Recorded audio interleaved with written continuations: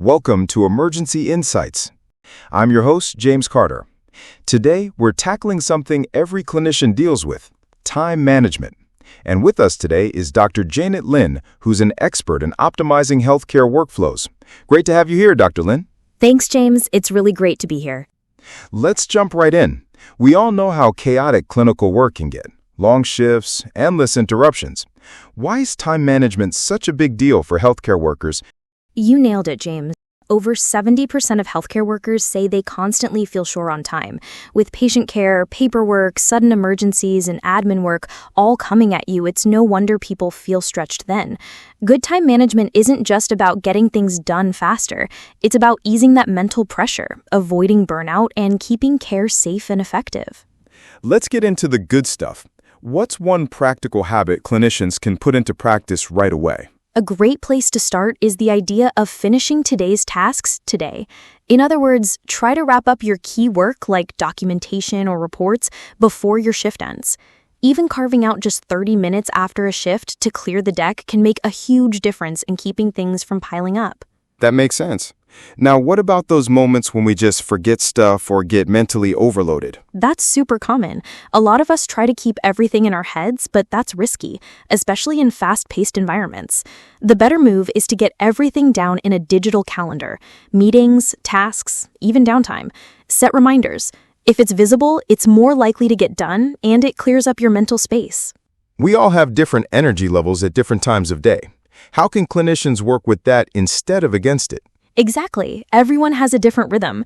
The trick is figuring out when your brain is at its sharpest. Maybe you're a morning person, or maybe you hit your stride in the afternoon.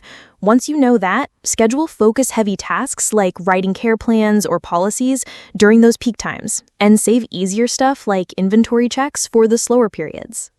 Let's talk about meetings. They can eat up a ton of time. Any tips? Totally. The key is to always wrap up meetings with a clear action list. Who's doing what and by when? It saves everyone from having the same conversation twice. And posting that list in a shared doc or chat group makes follow-up way easier. Something a lot of clinicians struggle with is saying no. How should they handle that? Setting boundaries is so important. Before you agree to take something on, ask yourself, will this mess with the quality of what I'm already responsible for? If the answer is yes, then it's okay to politely decline or ask for more time. You can't do everything, and trying to will just wear you down. Let's switch gears. How can tech help with time management? Tech can be a game changer.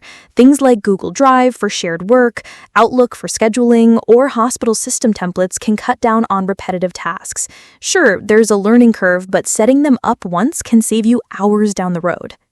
And what about recovery? How do we recharge in the middle of all this chaos? Recovery time isn't a luxury, it's a necessity. Try to carve out 30 minutes a day to just unplug, read, go for a walk, listen to music, whatever helps you reset, and turn off your work notifications during that time. You'll come back clearer and more focused. Before we wrap up, what would you say to someone who's totally overwhelmed and not sure where to start? Start small. Pick 2 or 3 strategies that feel doable, like blocking out time at the end of your shift to finish tasks, or using SOPs to delegate things more efficiently. Once you feel the benefits, you'll naturally want to build on that. That's solid advice.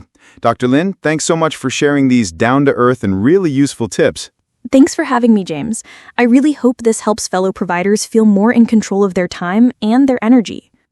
That's it for this episode of Emergency Insights. Just a reminder, being efficient doesn't mean being busy. It means making smarter choices with your time. Take care out there, and we'll catch you next time.